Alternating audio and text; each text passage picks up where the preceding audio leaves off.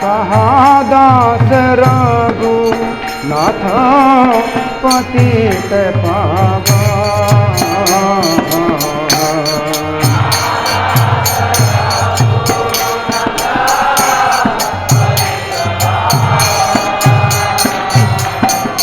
कहाँ मोरा भट जुग कहाँ कबीरा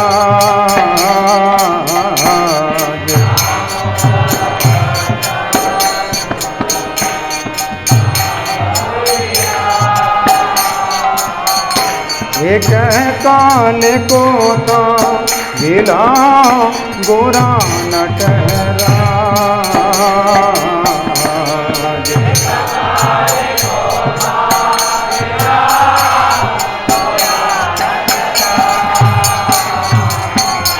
आषाढ़ को ते भो माथा अनाले पसेबो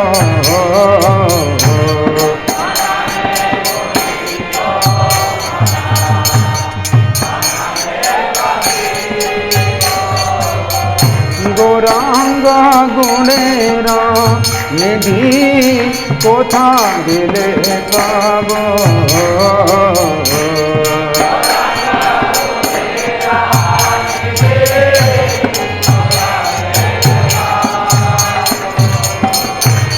सब संगीरा संगे जे कहिलो बिला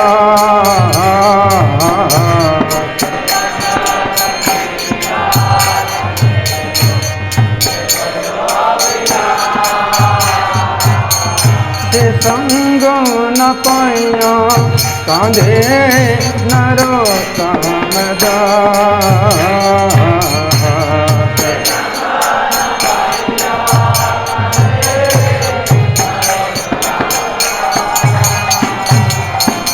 जय वैष्णव ठाकुर वैष्णव ठाकुर वैष्णव ठाकुर जय वैष्णव ठाकुर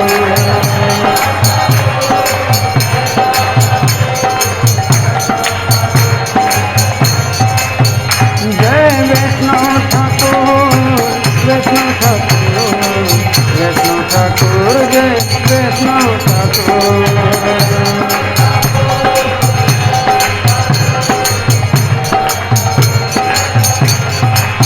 नित्य गौर हरि बोल हरि बोल हरि बोल हरि बोल।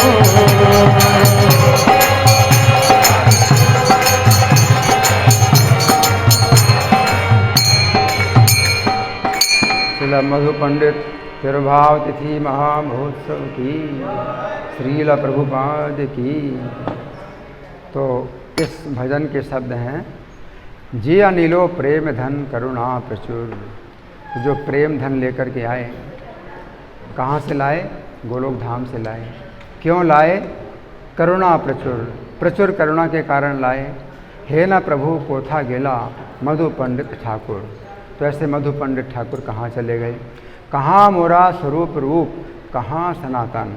मेरे स्वरूप दामोदर गोस्वामी कहाँ हैं?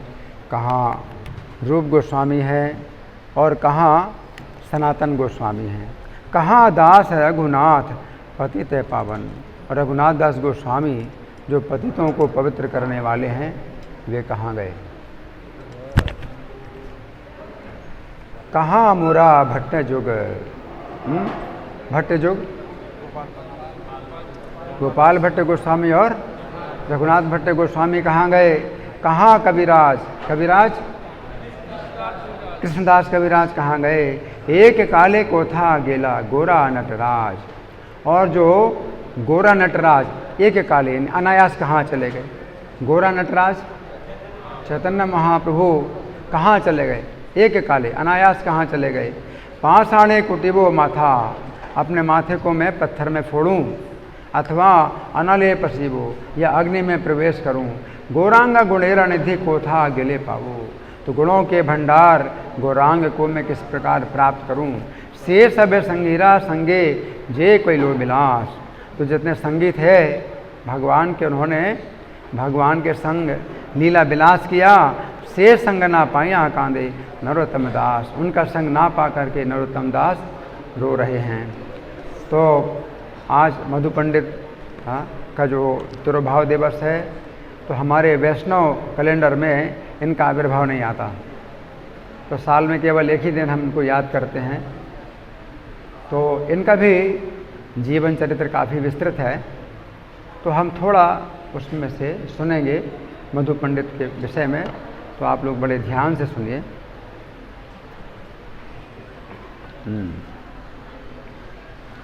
साधन दीपिका में कहा गया है, यस्तेन सुप्रकटितो गोपीनाथा दयाम्बुधि। मधु पंडित ठाकुर इतने महान वैष्णव हैं, इतने महान वैष्णव हैं कि दया के समुद्र गोपीनाथ प्रकट हो गए उनके सामने। गोपीनाथ जी स्वयं प्रकट हो गए उनके सामने। हरि बोल। मधु पंडित ठाकुर के ही अर्चा विग्रह हैं गोपीनाथ, है ना। गोपीनाथ जो है स्वयं प्रकट हुए। यह तेन सुप्रकटितो गोपीनाथा दयाम्बुधि। बंसी बट तटे श्रीमद यमुना यमुनोप तटे शोभे। तो बंसी बट के तट पर वो प्रकट हुए थे गोपीनाथ, और वो यमुना जी का जो है उपतट है, यमुना जी का उपतट है और बंसीवट का तट है, उस स्थान में गोपीनाथ प्रकट हुए। जय जय मधु पंडित सुजन, ये है बंगाली प्यार। जय जय मधु पंडित सुजन, सुजन का मतलब सज्जन, मधु पंडित सज्जन की जय हो। गौर नित्यानंद जार है प्राणधन, गौर नित्यानंद जिनके प्राणधन है, प्राणधन। बंसी बट जारे कृपा कैलो गोपीनाथ, जिनके ऊपर बंसी तट पर गोपीनाथ जी ने कृपा की। श्री चरण सेवा दिए जारे कैलो आत्मसात, और अपने चरणों की सेवा दे करके अपना ही बना लिया। मधु पंडित गोस्वामी का इतना सौभाग्य कि गोपीनाथ जी ने अपने चरणों की सेवा दे करके उनको अपना ही बना लिया। तो मधु पंडित जो है बहुत ही सरल भक्ति रस में बेहवल थे। ये जो है गदाधर पंडित के शिष्य हैं। पंच तत्व में गदाधर, श्री अद्वैत गदाधर चौथे तत्व हैं गदाधर, है ना। गदाधर पंडित जो राधा रानी के अवतार हैं, तो यही जो है इन्हीं के शिष्य हैं मधु पंडित। बहुत सरल भक्ति रस में बेहवल और बंसी तट में रहते हुए अकिंचन भाव से समय व्यतीत करते थे। अकिंचन मतलब कुछ अपने पास नहीं रखते, बंसी तट में रहते हैं, बंसी बट में रहते थे और कुछ अपने साथ नहीं रखते थे, अकिंचन भाव में। तो कहा गया अकिंचन गोचरम, त्वाम अकिंचन गोचरम, है ना। तो भगवान को अकिंचन गोचर कहा गया है। अकिंचन गोचर का मतलब है कि जो अपने पास कुछ ना रखे या अपने अधिकार में कुछ ना समझे, अपना अधिकार ना समझे किसी चीज़ में, तो उसी को ही अकिंचन गोचर भगवान है कि भगवान दर्शन देते हैं, है ना। तो मधु पंडित जो है अकिंचन भाव में बंसी बट पर निवास करते थे। अष्ट प्रहर केवल स्मरण और कीर्तन करते रहते थे। आठों प्रहर, है ना। आठों प्रहर का मतलब 24 घंटा, है ना। 24 घंटा केवल स्मरण और कीर्तन करते रहते थे और मधुकरी के द्वारा जीवन धारण करते थे। मधुकरी, मधुकर भ्रमर को कहते हैं, और मधुकरी माने मधुकर भ्रमर की तरह जो फूलों का रस इकट्ठा करता है भ्रमर, तो उसी प्रकार से घर घर में कुछ टुकड़े, भोजन के टुकड़े मांग करके जीवन निर्वाह करते थे, उसे मधुकरी कहते हैं। तो भोजन, किसी घर में भोजन नहीं करते हैं, भोजन के कुछ टुकड़े मांगते हैं, है ना, उसे मधुकरी कहते हैं, है ना। तो मधुकरी करके जीवन व्यतीत करते थे। और परमानंद भट्टाचार्य इनके प्रिय साथी थे, है ना। तो दोनों बहुत है समर्पित हैं श्री कृष्ण को, दोनों कृष्ण कथा में समय व्यतीत करते थे। अगर दो लोग हो जाएं तो जो है 1 और 1 11 हो जाता है। भक्ति में जो है एकांत से ज़्यादा अच्छा है 2 लोग हों कम से कम, और कृष्ण कथा अगर दिन रात करें तो सबसे अच्छा है। तो कृष्ण कथा में समय व्यतीत करते हैं। एक दिन मधु पंडित बंसी बट कि जमीन में अकस्मात कुछ अलौकिक लीला देखने लगे। देखा कि श्री कृष्ण अपने सखाओं के साथ अति मधुर लीला कर रहे हैं। दर्शन किया। बलराम उन सखाओं के मुखिया हैं। तो श्री कृष्ण नाना भांति की लीला करते हुए कभी सुबल के कंधों पर चढ़ रहे हैं और फिर सुबल कृष्ण के कंधों पर चढ़ रहा है। सखा भाव में बराबर का जो है भाव रहता है, बराबर का। सुबल भी कृष्ण के कंधे में चढ़ता है। दूसरे सखा भी वैसी ही लीलाएं कर रहे हैं। तो ये दर्शन कर रहे हैं कृष्ण का, इस प्रकार दर्शन कर रहे हैं। कुछ समय पश्चात कृष्ण ने गेंद खेलना शुरू कर दिया। सभी सखा भी गेंद खेलने में मस्त हो गए और सभी को पराजित करने के लिए कृष्ण बहुत प्रयास कर रहे हैं। सब सखाओं को पराजित करने के लिए कृष्ण बहुत प्रयास कर रहे हैं। और कुछ समय गेंद खेलकर कुश्ती लड़ना शुरू कर दिया। सखाओं के साथ कुश्ती भी लड़ते हैं। कुश्ती लड़ना शुरू कर दिया तो कृष्ण के शरीर से खूब पसीना निकल रहा है और खेलने में ऐसे मस्त हो गए कि जैसे वो मतलब परास्त करके रहेंगे। बहुत परिश्रम कर रहे हैं कृष्ण सखाओं के साथ कुश्ती लड़ने में। एक दूसरे के पैर पटकने से जो मिट्टी उठी तो चारों अंधेरा छा गया। इतना धूल उड़ी, अंधेरा छा गया और बलराम और कृष्ण के पैर पटकने से धरती मानो कांप रही थी। इस तरह कुछ समय तक मल्ल युद्ध करने के बाद विश्राम करने के लिए सभी बंसी बट के नीचे आकर बैठ गए और मधु पंडित देख रहे हैं ये सब लीला। तो अब विश्राम थक गए, कुश्ती लड़ते लड़ते थक गए। तो विश्राम करने के लिए बंसी तट के नीचे आकर बैठ गए और साथियों ने अशोक वृक्ष की नूतन कोपलों को लाकर बिस्तर बनाया। कृष्ण की सैया अशोक वृक्ष की कोपलों से कृष्ण की सैया बनाई। कृष्ण को लिटा दिया। तब कोई सखा श्री कृष्ण को पत्तों के पंखे से हवा करने लगा।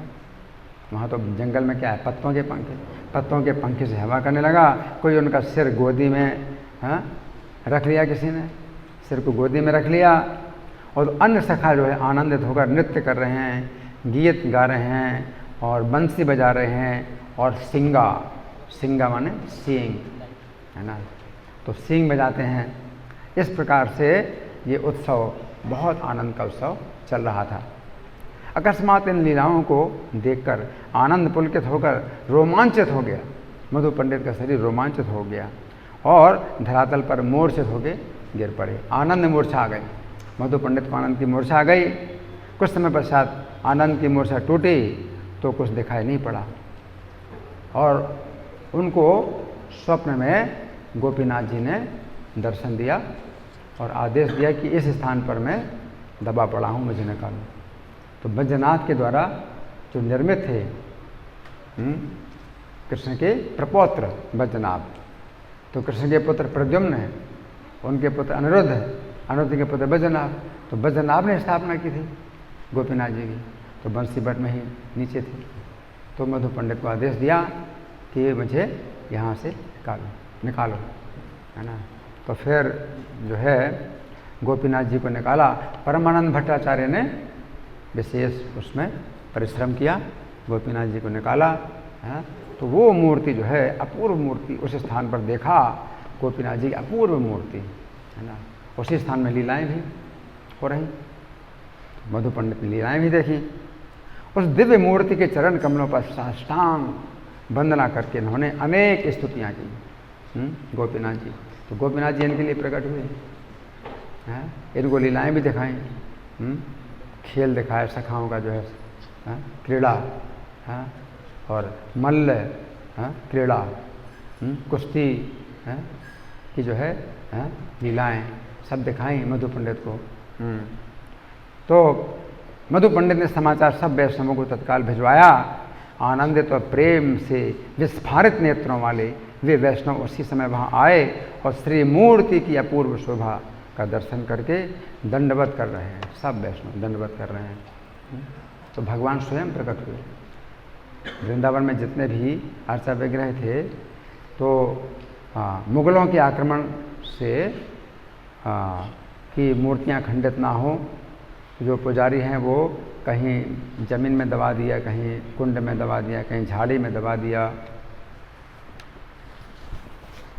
और कई सौ सालों के बाद तो फिर उन मूर्तियों का पता नहीं चला। जिन पुजारियों ने दबाया था वो भी शरीर छोड़ के चले गए। तो मूर्तियों का पता जो है अब किसी को नहीं लग सकता, वो मूर्तियाँ स्वयं अपना पता बताएं। तो जो ये गोपीनाथ जी हैं, इन्होंने अपना पता बताया मधु पंडित को। और ये भक्त कितने भाग्यशाली हैं जिनको भगवान स्वप्न में दर्शन देते हैं और कहते हैं मुझे इस बिंदु से निकालो, इस बिंदु। नहीं तो उस बिंदु को कौन समझ सकता है कि इस बिंदु के अंदर भगवान दबे पड़े हैं, है ना।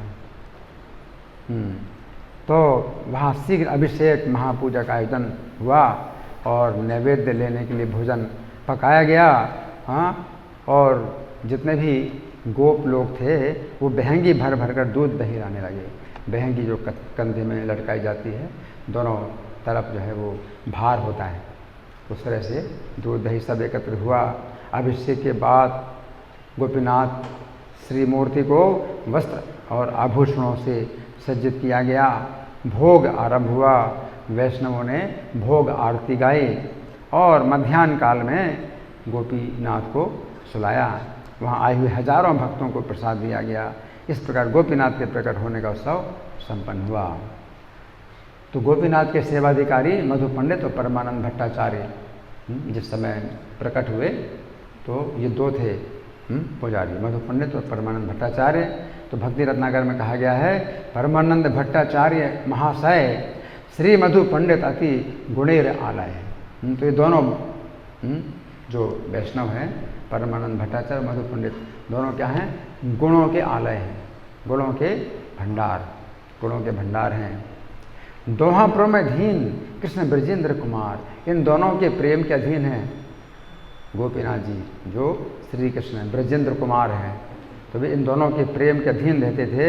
परम दुर्गम चेष्टा कही साध्यकार, तो इनका जो है जो चेष्टा है जो है वो बड़ी विलक्षण है। बंसी भट्ट निकटे परम रम्य है तथा गोपीनाथ महारंगे बिलशय। तो बंसी भट्ट के निकट जो है बहुत सुंदर इनका जो है दर्शन था। और इस समय ये गोपीनाथ जी जयपुर में है ना। तो परमानंद भट्टाचार्य और मधु पंडित गुणों के भंडार थे। ब्रजेंद्र कुमार श्री कृष्ण के प्रेम के दोनों अधीन थे। उनके लिए इन दोनों का जो प्रयास है वो वर्णन से अतीत है। बंसी भट्ट के निकट परम रमणीय गोपीनाथ जी जो है शोभित होते हैं। तो ये दोनों जो है गौर नित्यानंद के जो है प्रिय पात्र हैं, प्रिय सेवक हैं। श्रील मधु पंडित तिरुभाव तिथि महामहोत्सव की। और जहानबा माता का आविर्भाव दिवस है, तो इनका भी साल में एक ही दिन आता है, क्योंकि शक्ति तत्व का तिरुभाव मनाया नहीं जाता है। तो जहानबा माता का आविर्भाव दिवस है, तो उनके बारे में भी बहुत विस्तृत चरित्र है। हम थोड़ा ही सुनेंगे, समय की जो है कुछ सीमा है, इसलिए ज़्यादा नहीं हम लोग सुन सकते। तो गौर गौणोद्देश दीपिका में लिखा गया है, श्री वारुणी रेवत वंश संभवे तस्य प्रिय द्वे वसुधा च जहानवी श्री सूर्यदास सस्य महात्मनः सुते ककुद्मी रूपस्य च सूर्य तेजसः। तो सूर्यदास नाम के एक बहुत बड़े महात्मा हुए, जो गौरीदास पंडित के बड़े भाई सूर्यदास, है ना। तो उनके घर में दो कन्याएं हुई, वसुधा और जाह्नवी। तो ये जो वारुणी, बलराम जी की पत्नी वारुणी जो थी, तो उनका अवतार है वसुधा जी। और बलराम की पत्नी रेवती जो थी, तो उनका अवतार है जाह्नवी, है ना। तो दोनों कन्या जो है सूर्यदास की थी। और इनका विवाह बलराम जी नित्यानंद प्रभु से हुआ था। तो बलदेव जी की पत्नियां वारुणी देवी और रेवत वंश में उत्पन्न रेवती देवी अब नित्यानंद प्रभु की पत्नियां श्री वसुधा और श्री जाह्नवा है। ये दोनों सूर्य के समान तेजस्वी सूर्यदास सरखेल की कन्याएं हैं। सूर्यदास पहले ककुद्मी थे, रेवती के पिता थे। रेवती के पिता बलराम जी के ससुर ककुद्मी। तो इनका वर्णन श्रीमद् भागवत के 9वें स्कंध में आता है कि राजा ककुद्मी, तो राजा ककुद्मी वैवस्वत मनवंतर के प्रारंभ में थे, प्रारंभ में ही थे। हाँ, वैवस्वत मनु के ही वंश में राजा के कुदमी हुए। तो अपनी कन्या के लिए वर पूछने के लिए ब्रह्मलोक में गए। ब्रह्मा जी से जब बातचीत की तो ब्रह्मा जी के सभा में उस समय कुछ नृत्य और गीत हो रहा था, तो 20 मिनट के लिए रुक गए थे। 20 मिनट के लिए रुक गए और फिर जब ब्रह्मा जी को अवसर मिला बात करने का तो पूछा कि हमारी पुत्री के लिए आप जो है वर बताइए। तो ब्रह्मा जी हंस पड़े, बोले कि अब 20 मिनट यहाँ जो बीता है तो 12 करोड़ साल हो गए, पृथ्वी के 12 करोड़ साल बीत गए हैं। अब आप जल्दी जाइए, अब देर मत करिए, बलदेव जी हैं उनको जो है आप अपनी पुत्री का विवाह करिए। तो जब आए तो बलदेव जी के साथ अपनी पुत्री रेवती का विवाह किया। तो रेवती के जो पिता थे तो वही गौर लीला में सूर्यदास सरखेल हुए। और इस बार जो है केवल ये रेवती के ही पिता नहीं बने बल्कि वारुणी के भी पिता बने। तो वारुणी वसुधा के नाम से इनकी पुत्री हुई और रेवती जहन्नमा के नाम से इनकी पुत्री हुई। तो रेवत नाम के महाराजा हुए, उनकी पुत्री थी रेवती। अपने उनके योग्य वर की खोज में ब्रह्मा जी के सलाह से द्वारका में आए और महाराज रेवत, उनकी कन्या रेवती अति विशाल आकार की थी। तो कृष्ण बलराम ने उनका प्रस्ताव स्वीकार किया और रेवती को अपने आकार के अनुरूप छोटा कर लिया। तो पहले सतयुग में थे, सतयुग का शरीर तो बड़ा होता है, और ये 28वें द्वापर में विवाह हुआ। तो सतयुग भी कितने बीत गए, 28 सतयुग बीत चुके। जब ये गए थे ब्रह्मा जी के लोक में तो सतयुग, त्रेता, द्वापर ये चारों युग जो है बीत गए, 28 बार बीत गए, है ना। और जब आए तो अब द्वापर चल रहा था, तो द्वापर का शरीर छोटा होता है ना। तो बलदेव जी ने अपने हल से जो है दबा दबा करके उनको छोटा किया। तो रेवती का वह बलराम जी से हुआ। तो ये जो पिता हैं रेवती के रेवत कहलाते हैं, ये ककुदमी कहलाते हैं। हाँ, तो वारुणी और रेवती चैतन्य लीला में नित्यानंद की पत्नियाँ वसुधा और जानवा हैं, दोनों सूर्यदास की पुत्रियाँ हैं। विवाह अवसर पर वसुधा ने नित्यानंद की सप्रेम सेवा की और नित्यानंद अवधूत थे। तो सूर्यदास ने उनसे निवेदन किया कि प्रभु ये वसुधा भी आप में अनुरक्त प्रतीत होती है। नित्यानंद एक के साथ दूसरी बहन को भी ब्याह लाए, दोनों उनकी पत्नियां बनी। माता जहन्मा की बड़ी मनोहारी लीलाएं हैं, बहुत दिव्य लीलाएं हैं। जहन्मा माता ने अपने रहते हुए अपनी सुंदर मूर्ति का निर्माण कराया, अपनी मूर्ति का निर्माण कराया जहन्मा माता ने, है ना। और ये रहस्य नहीं बताया, ये कह दिया कि राधा रानी की मूर्ति है। हाँ, ये कह दिया सबसे कि राधा रानी की मूर्ति है। और वृंदावन में गोपीनाथ जी को अर्पण करना है। गोपीनाथ जी वही मधु पंडित के आज जिनका तिरुभाव है, तो उनके ही गोपीनाथ जी को जो है अर्पण करना है। हरि बोल। साफ साफ दर्शन होता है। ये हमारे जो कौन है, अनिरुद्ध कीर्तन है। अनिरुद्ध कीर्तन का मतलब क्या है, जो कीर्तन निरुद्ध ना हो, यानी बंद ना हो। तो जैसा जैसा कीर्तन होता है वैसा वैसा जो है दर्शन भी होता है। इसको कहते हैं अनिरुद्ध कीर्तन। तो कीर्तन जो है जो निरुद्ध नहीं होता, सततम कीर्तन, सतत कीर्तन, है ना। तो लगातार जो है कीर्तन पट में भी चल रहा है, पर्दे में भी चल रहा है। तो गोपीनाथ जी को अर्पण करना है। तो जहन्मा माता ने अपना रहस्य नहीं बताया, अपनी मूर्ति बनवाई थी, ने कहा राधा रानी की मूर्ति और गोपीनाथ जी को अर्पण करना है। तो श्रीनिवासाचार्य प्रभु गौड़ी भक्तों के साथ उस विग्रह को वृंदावन में लेके आए और बड़ा महोत्सव किया और गोपीनाथ जी के वाम भाग में अर्पित कर दिया।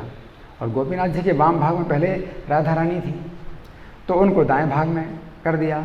अब दर्शन करने वालों को बड़ा आश्चर्य हुआ कि दो राधाएं हो गई हैं। तो जहन्मा माता ने बताया नहीं कि ये जो है ये और उनकी अपनी मूर्ति है, ये बताया नहीं। तो जयपुर के राजा मान सिंह जब वृंदावन आए तो गोपीनाथ के दोनों तरफ राधा के विग्रह के दर्शन किए तो बड़े चकित हुए और पुजारी अधिकारी से बार बार पूछा। तो उन्होंने तो यही बताया कि हाँ, जहन्मा माता ने भी राधा रानी की मूर्ति भेजी। तो राजा जय सिंह मान सिंह को जो है संतोष नहीं हुआ। उनके मन में शंका बनी रही, नहीं कुछ और रहस्य होगा इसका, तो उनके मन में शंका बनी रही। तो जहनबा माता ने स्वप्न में राजा मान सिंह को बताया, स्वप्न में बताया कि राजन, राधा रानी बार बार अकारण गोपीनाथ जी से मान करती रहती हैं और गोपीनाथ बहुत व्याकुल हो जाते हैं, अधीर हो जाते हैं, तो मैं ही यहाँ राधा रानी के मान को प्रशमन करने के लिए विराजमान हुई हूँ, राधा रानी को समझाने के लिए, तो मैं हूँ यहाँ। तो बाईं तरफ जो है कौन है? जहनबा माता, ये अनंग मंजरी के भी अवतार हैं। तो अनंग मंजरी के रूप में जो है ये जहनबा माता ही जो है राधा रानी को समझाती हैं कि ज़्यादा मान ना करो, कुछ दया करो, कृष्ण के ऊपर दया करो, कृष्ण बहुत परेशान हो रहे हैं। तो राधा रानी को समझाने के लिए ये अनंग मंजरी है। तो जहनबा ने कहा कि मैं ही जो है आकर विराजमान हुई हूँ। राजा को उस आदेश से संतोष हुआ, तब समझ में आ गई कि हाँ ये जो है मतलब ये है रहस्य। गोपीनाथ जी के साथ में दो राधा नहीं है, एक राधा है दूसरी अनंग मंजरी है। तो उस राजा ने फिर रहस्य का उद्घाटन किया। तो आज तक गोपीनाथ के बाईं तरफ जहनबा जी विराजमान है। गोपीनाथ जी ने स्वयं ही जहनबा जी को इस प्रकार वृंदावन आकर अपने बाएं भाग में विराजमान होने की और प्रिया जी के मान प्रशमन करने में सहायता करने की प्रेरणा की। तो गोपीनाथ जी ने ही जहनबा माता को आदेश दिया था कि यहाँ आओ, तुम मेरी सहायता करो, राधा रानी के मान भंग करने में मेरी सहायता करो। बड़ा जो है मान करते हैं और मान उनका भंग नहीं होता है, मैं नहीं उनका मान भंग कर पाता हूँ, तो तुम समझाओ राधा रानी को। तो इस प्रकार से अब देखिए कितनी गुप्त लीलाएँ हैं। अर्चा विग्रह के रूप में भी जो है भगवान लीलाएँ करते हैं, कोई नहीं जानता। जब पट बंद हो जाते हैं तो क्या क्या लीलाएँ होती हैं, और जब पर्दा खुल जाता है तो सब वैसे हो जाते हैं मौन, कि जैसे मूर्तियाँ हों, निश्चल मूर्तियाँ हों। जब पर्दा बंद होता है तो कितनी बातें होती हैं आपस में, और कहा सुनी होती है, और गुस्सा भी चलता रहता है, मान चलता रहता है, और मनाना चलता रहता है, कितना होता है, पर्दे के अंदर कितनी बातें होती हैं और कितनी लीलाएँ होती हैं। और जब पर्दा खोल दो तो ऐसे हो जाते हैं जैसे चित्र लिखे, जैसे कि कुछ बातचीत नहीं है, कोई बात नहीं हो रही है। तो गोपीनाथ जी जो है कितनी लीलाएँ करते हैं। तो माँ जहनबा एक बार वृंदावन के लिए पधारी तो बृहद ग्राम, रास्ते में बृहद ग्राम पड़ता है, तो वहाँ कुछ दिन रहने की इच्छा प्रकट की। क्यों? माता जहनबा ने बृहद ग्राम में कुछ दिन रहने की इच्छा प्रकट की, क्योंकि इनका भी कार्य क्या है कि वैष्णव धर्म को स्थापना करना है। तो ये भी जो है अब गुरु का कार्य कर रहे हैं माता जहनबा। तो जिस समय वैष्णवों के समाज में कुछ मतभेद हो और संगठन ना हो, तो वैष्णवों को संगठित करने के लिए और उनको एक मत करने के लिए जो है किसी गुरु की आवश्यकता है। वो गुरु जो है अब नित्यानंद प्रभु भी जब चले गए अपनी लीला संवरण करके चले गए, तो माता जहनबा ही जो है अब वैष्णवों के समाज में एकमात्र सूत्रधार हैं, कर्णधार हैं। तो अब वो जो है बृहद ग्राम में रुकी जहनबा माता। तो बृहद ग्राम के लोग बड़े पाखंडी थे, दुराचारी थे, हिंसक थे, वैष्णवों के तो पूरे शत्रु थे। संध्या के समय सभी वैष्णव जब माता जहनवी की वंदना कर रहे थे, ईश्वरी की वंदना कर रहे थे, तो पाखंडी लोग जो है मजाक उड़ाने लगे। अरे ये सब मूर्ख है, मनुष्य होकर एक नारी को प्रणाम करते हैं, हमारी चंडी देवी को तो ये प्रणाम नहीं करते हैं। सब जो है चिल्ला चिल्ला के बोल रहे हैं, ये मूर्ख वैष्णव जो है एक नारी को प्रणाम करते हैं, मनुष्य स्त्री को प्रणाम करते हैं, मानुषी को प्रणाम करते हैं, और हमारी चंडी देवी को ये लोग प्रणाम नहीं करते। इनका चंडी देवी के प्रति घोर अपराध है। इतना कहकर चंडी देवी के मंदिर में पहुँचे और बार बार प्रार्थना करने लगे, हे देवी आज हम इन सब वैष्णवों का संहार करेंगे, ये बड़े अपराधी हैं। चंडी देवी से कह रहे हैं कि सब वैष्णव जो है आपके बड़ा अपराधी हैं, ये एक मानुषी की तो वंदना करते हैं, पूजा करते हैं और आपको प्रणाम नहीं करते, हम इनका संहार करेंगे। चंडी देवी से कहते हैं यदि हमने आज तक तुम्हारी मन वाणी कर्म से कुछ सेवा की है तो तुम हमारी रक्षा करो। हम आज इन सब वैष्णवों का, बृहद ग्राम में जितने ठहरे हैं वैष्णव, सबका हम जो है विनाश करेंगे और आप रक्षा करो हमारी। चंडी देवी से प्रार्थना कर रहे हैं। और ऐसा संकल्प करके अपने अपने घर चले गए। और सोते ही गहरी नींद आ गई उनको रात में सब वैष्णवों का जो है हत्या करनी थी। तो रात में गहरी नींद आ गई और चंडी देवी अत्यंत क्रोधित होकर प्रचंड तलवार लेकर अपने हाथ में प्रचंड तलवार लेकर के पाखंडियों को नष्ट करने की निकल पड़ी। और सपने में गरज गरज कर देवी कहने लगी, चंडी देवी कहने लगी, अरे ओ पाखंडियों, आज मैं तुम सबका संहार करूंगी। वो चंडी जो है सब अपने अपने घर में सो रहे हैं और वहीं पर जो है सबको एक साथ सपना दे रही है कि आज मैं तुम सबका संहार करूंगी। तुमने परम आराध्या मेरी स्वामिनी का अपराध किया है। जहानवा जो है वो मेरी स्वामिनी है, परम आराध्या मेरी स्वामिनी का अपराध किया है। वैष्णवों का अपमान तुमने अहंकार में किया है। तुम नहीं जानते कि वे विप्र पत्नी नहीं है, वे मेरी पूज्या आदि शक्ति ईश्वरी जहानवा है, जो नित्यानंद बलराम की शक्ति हैं। इनका तो नाम लेने से भाव रोग दूर होता है। हरि बोल। चंडी देवी ने जो तलवार हाथ में लेकर के ऐसा जो है चिल्ला चिल्ला के कहा, गरज गरज के कहा, क्योंकि मूर्खों को जो है समझ में आता नहीं जब तक कि उनको दंड ना दिया जाए, है ना। उपदेशो ही मूर्खा नाम, है ना। क्या है उपदेशो ही मूर्खा नाम, प्रकोपाय न शांत है। तो उपदेश है ना, और मूर्खों को उपदेश देने से वो और क्रोध कुपित होते हैं, तो उनको तो जो है लातों से और समझाया जाता है ना। तो चंडी देवी जो है ऐसा बोली, करुणा मूर्ति जीवों को प्रेम भक्ति वितरण करने के लिए प्रकट हुई हैं। तुम सब उनकी शरण ग्रहण करो, वरना आज तुम्हारे मस्तक काट दूंगा। जाओ उठ करके उनकी शरण ग्रहण करो, करुणा मूर्ति। चौंक उठे सब पाखंडी, उठे और प्रातः होते ही ईश्वरी जहानवा के चरणों में आकर शरण ली और सभी वैष्णवों के चरणों में अपने अपराधों की क्षमा याचना की। सब वैष्णवों को हरि बोल। जहानवा देवी के चरणों की शरण ली और सब वैष्णवों से भी अपराध क्षमा कराया। तो वैष्णवगण जीवों के प्रति दयालु होते हैं और माता ईश्वरी ने भी सबको अभयदान दिया, भक्ति संचार कर उन सबका उद्धार कर दिया और सब पाखंडी जो है वैष्णव भक्त बन गए। 2-4 दिन तक बृहद ग्राम में रहकर समस्त ग्रामों को कृष्ण नाम के प्रेम में सराबोर कर दिया। तो माता जाह्नवी ने जो कितना मतलब भारी प्रचार कार्य किया, पूरे गांव को जो है वैष्णव बना दिया।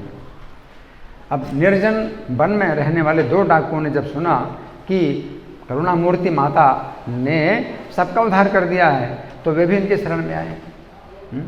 निर्जन वन में रहते थे 2 डाकू, तो कातर दिन होकर के अपने उद्धार की प्रार्थना की। तो इन 2 डाकुओं को भी माता जाह्नवा ने प्रेम भक्ति का दान प्रदान कर दिया। इसी प्रकार वृंदावन को जाते समय रास्ते में जाह्नवा माता ने एक महान डाकू कुतुबुद्दीन का भी उद्धार किया। अनेक मुसलमानों को लेकर वो इन्हें लूटने के लिए आया। माता जाह्नवा और उनके सब वैष्णव भक्त, बहुत बड़ा दल था, तो लूटने के लिए आया।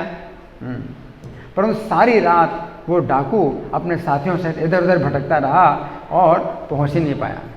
जहाँ ठहरे हुए थे वहाँ पहुंच ही नहीं पाया, पूरी रात इधर उधर जो है भटकता रहा। प्रातःकाल हो गया, सब के सब व्याकुल और भयभीत हो गए, रात भर भयभीत हो गए। अंत में जाह्नवा माता की शरण में आकर वो डाकू अपना ही सब निवेदन करने लगा, जो अनुभव हुआ था अपना अनुभव बताने लगा। उसने कहा, ईश्वरी मैं आपके शरण में हूँ, आप मेरी रक्षा कीजिए। मैं सारी रात आपके चारों तरफ भ्रमण करता रहा हूँ और जिधर जाता बड़े बड़े सांप ही मुझे दिखाई देते हैं और मुझे काटने के लिए दौड़ रहे थे सांप। मैं जहाँ जाऊँ सांप काटने के लिए दौड़ रहे हैं, है ना। केवल हम लोगों के प्राण नहीं निकले, परंतु भय के मारे हम व्याकुल हो गए हैं। वो कुतुबुद्दीन डाकू ने जो है अपना अनुभव बताया। फिर आकाशवाणी हुई हमारे कानों में, आकाशवाणी हुई हमारे कानों में, क्या कि तुम ईश्वरी के चरणों में निर्भयता प्राप्त करो। वो डाकू बता रहा है कि आकाशवाणी हुई कि ईश्वर के चरणों में तुम निर्भयता प्राप्त करो, और कोई तुम्हारी प्राण रक्षा का उपाय नहीं है। हे माता, आप हम सब की रक्षा करो। तब जाह्नवा ईश्वरी ने सबको अभयदान दिया और सब के सब कृष्ण का गुणगान करने लगे और सदा के लिए कृष्ण भक्त बन गए। हरि बोल। श्रीमती जाह्नवा माता आविर्भाव तिथि महामहोत्सव की। अब सीता देवी का जो चरित्र है वो जितना भी हम सुने उतना ही कम है, बहुत विस्तृत है ना। तो पूरी राम कथा में सीता जो है उसी प्रकार से ओत प्रोत हैं जैसे वस्त्र के ताने बाने हैं। तो राम कथा में जो है सीता जी का जो नाम है उसी प्रकार से है कि वो अलग नहीं है, श्री राम से अलग नहीं हैं। तो हम कुछ वो कथा सुनेंगे कि जिस समय विश्वामित्र मुनि आते हैं और जनकपुर में आते हैं। तो जिस स्थान में विश्वामित्र मुनि यज्ञ कर रहे थे तो उस स्थान में राक्षसों का जो उत्पात हो रहा था, तो उसके लिए महाराज दशरथ से राम लक्ष्मण को मांग के लाए थे। तो जनकपुर में जाने का कोई कार्यक्रम नहीं था और न राम के विवाह का कोई कार्यक्रम था। राम के विवाह की कोई सूचना नहीं है, मतलब कोई संभावना नहीं थी। तो अपने स्थान में ले गए थे सिद्धाश्रम में, और वहाँ जो है राम लक्ष्मण को अपने साथ रखा और जो राक्षस थे उनका उत्पात जो है दूर हुआ और यज्ञ पूरा हुआ। उसके बाद फिर विश्वामित्र को बुलाना था अयोध्या वापस, राम लक्ष्मण को वापस देना था।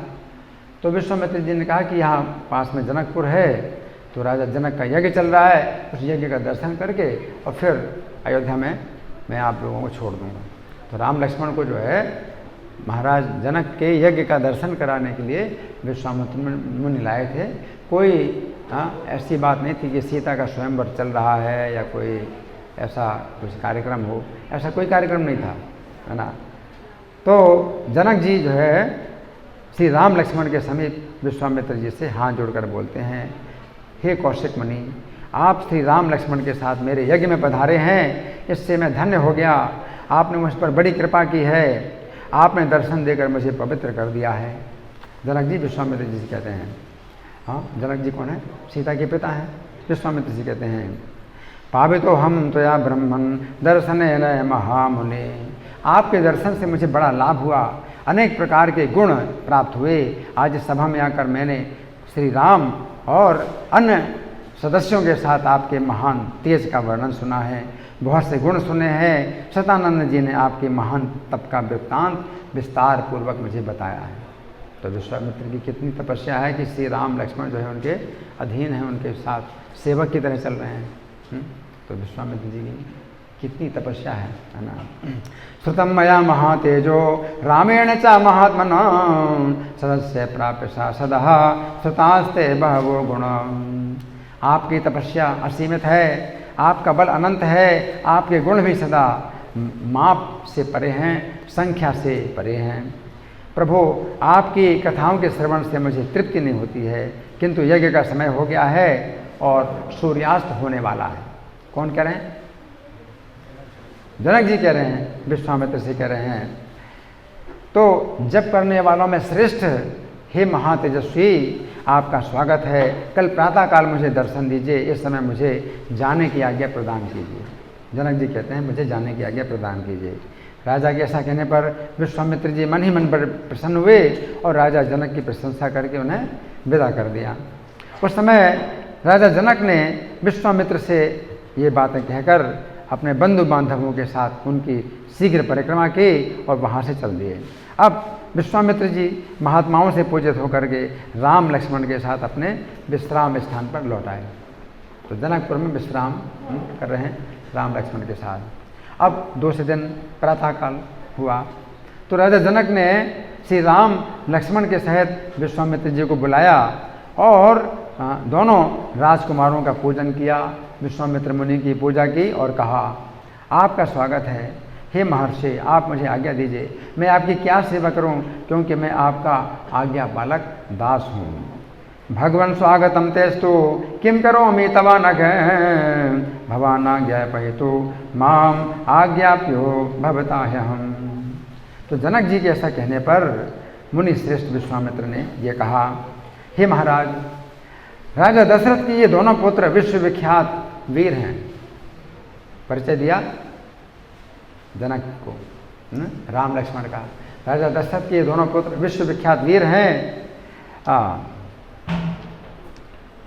और आपके यहाँ जो श्रेष्ठ धनुष रखा है उसे देखने की इच्छा रखते हैं।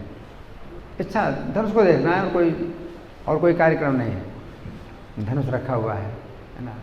तो ये जिस कल्प की कथा है, तो उस कल्प में जो है सीता स्वयंवर पहले हो चुका था, और उसमें जो है कोई राजा नहीं धनुष को चढ़ा सका, तो सब कैंसिल भी हो गया। पहले ही सब हो चुका था, सीता का स्वयंवर हो चुका और कोई राजा धनुष नहीं चढ़ा, सब कैंसिल हो गया। और अभी सीता जी उनके महाराज जनक के घर में हैं, वो अविवाहित हैं, और विश्वामित्र जब लेके आए तो कोई ऐसा विचार ही नहीं था कि सीता का विवाह होगा राम के साथ। विश्वामित्र जी ने कहा कि ये आप उस धनुष को देखने की इच्छा रखते हैं। ये कहा, पुत्रो दशरथस्येमो क्षत्रियोलोक्य विस्तृतो दृष्टुकामो धनुश्रेष्ठम यदि त्वयि तिष्ठति। आपका कल्याण हो, वो धनुष इन्हें दिखा दीजिए, केवल दिखाना है और कुछ नहीं करना। धनुष इन्हें दिखा दीजिए, फिर ये दोनों राजकुमार उस धनुष के दर्शन मात्र से संतुष्ट होकर इच्छानुसार अपनी राजधानी को लौट जाएंगे। दर्शन करके चले जाएंगे, कुछ करने की जरूरत नहीं। कोई कार्यक्रम नहीं है ऐसा है कि सीता के विवाह की जो शर्त है वो बताएं, जनक जी बताएं, आप दिखा दीजिए और ये चले जाएंगे, संतुष्ट हो जाएंगे, चले जाएंगे, है ना। ऐसा विश्वामित्र कहते हैं। एवं मुक्तस्तु एतंदर्शय भद्रम ते कृतकामो नृपात्मजो दर्शनादस्य धनुषो यथेष्टम प्रतियार्षितः।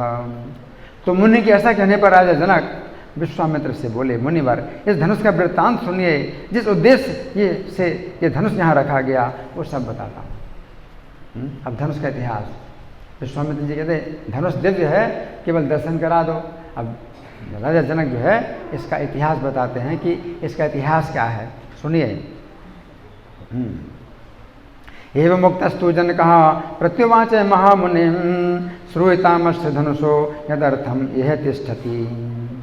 निमि के बड़े पुत्र राजा देवरात के नाम से विख्यात थे। उन्हीं महात्मा के हाथ में यह धनुष धरोहर के रूप में रखा गया, दिया गया है। तो महाराज देवरात, तो ये निमि वंश है। ये जनक, महाराज जनक जो है ये निमि वंश के हैं। और दशरथ जो अयोध्या के राजा हैं ये इक्ष्वाकु के वंश के हैं, है ना। तो इक्ष्वाकु के जो है सबसे बड़े पुत्र हुए विकुक्षी। तो विकुक्षी के वंश में जो हुए वो इक्ष्वाकु वंशी कहलाते हैं। इक्ष्वाकु के पुत्र जो सबसे बड़े विकुक्षी थे उनसे छोटे थे निमि। तो निमि के वंश में जो हुए वो इक्ष्वाकु के वंश में नहीं कहलाते, क्योंकि वंश जो चलता है वो बड़े पुत्र के द्वारा चलता है। तो निमि वंश अलग हो गया, इक्ष्वाकु वंश अलग हो गया। निमि महाराज बहुत शक्तिशाली और बड़े हैं, गुणवान थे, तो उनके वंश से जो है ये निमि वंश है, ये नाम पड़ा पूरे वंश का, है ना। और इक्ष्वाकु वंश जो है बहुत जो है प्रभावशाली थे महाराज इक्ष्वाकु के पुत्र जो विकुक्षी हुए, विकुक्षी के वंश में जितने हैं सब वो इक्ष्वाकु वंश कहलाता है ना। तो निमि के पुत्र हुए देवरात, तो उस समय उनके हाथ में ये धनुष धरोहर के रूप में रखा गया। देवरातिथि ख्यातो निमृज्येष्ठो महापति न्यासोयम तस्य भगवन हस्ते दत्तो महात्मनः। तो पूर्व काल में दक्ष का यज्ञ विध्वंस के समय परम पराक्रमी शंकर जी ने खेल खेल में ही इस धनुष को उठा करके देवताओं से कहा कि देवताओं, मैं यज्ञ में भाग प्राप्त करना चाहता था, किंतु तुम लोगों ने मुझे यज्ञ में भाग नहीं दिया, इसलिए इस धनुष से मैं तुम सब के मस्तक काट डालूंगा। शिव जी ने ऐसा कहा। तो दक्ष की कथा तो बहुत विस्तार से श्रीमद् भागवत में आती है, चौथे स्कंद में, है ना। तो शिव जी जो है बहुत क्रोधित हुए और देवताओं को जो है इस धनुष से जो है कहा कि मैं तुम्हारे सब मस्तक काट दूंगा। ये सुनकर संपूर्ण देवता भयभीत हो गए और महादेव जी को प्रसन्न करने लगे। तो शिव जी प्रसन्न हो गए। प्रसन्न होकर महादेव ने देवताओं को धनुष अर्पण कर दिया कि लो ये धनुष दे लो तुम।